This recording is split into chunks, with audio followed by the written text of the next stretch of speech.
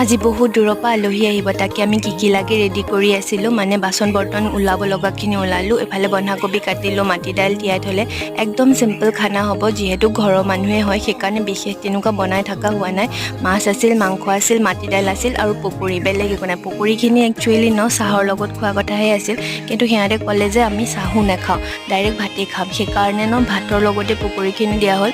মই যেতিয়া পকৰি সানি আছিলোঁ তেতিয়া পানী বেছি হৈ গ'ল আৰু মই পাহৰি গ'লোঁ যে বন্ধাকবিৰ পৰাও পানী উঠে বুলি। তথাপিও মই মাক ক'লোঁ আৰু ভাজোতে মিলাই দিম কিবা এটা, কাৰণ আটা দিলে বেছি নৰম হৈ যায়, ভাল নালাগে খাই। মাৰ মাছ ভাজি হৈ গ'ল, মোৰ এইফালে পকৰি ভাজিও হৈয়ে গ'ল আৰু, কাৰণ এইবোৰ ঠাণ্ডা হ'লেও আকৌ খাই ভাল নালাগে। পিছত আহিলোঁ টেষ্ট কৰিবলৈ, মাংস নিমখ হৈছে নাই, ইমান যে ভাল লাগে এনেকৈ খাই। তাৰপিছত মিঠাই আনিছিল, মিঠাই এটা খাই আহিলোঁ ভণ্টিয়ে মই মনে মনে, আৰু ইফালে পোৱালিটোৰ লগত অকণমান খেলিলোঁ। তাৰপিছতকে তলতে আজি খানা খোৱা হ'ল, কাৰণ পোৱালি দুটাক খোৱাওঁতে সিহঁতে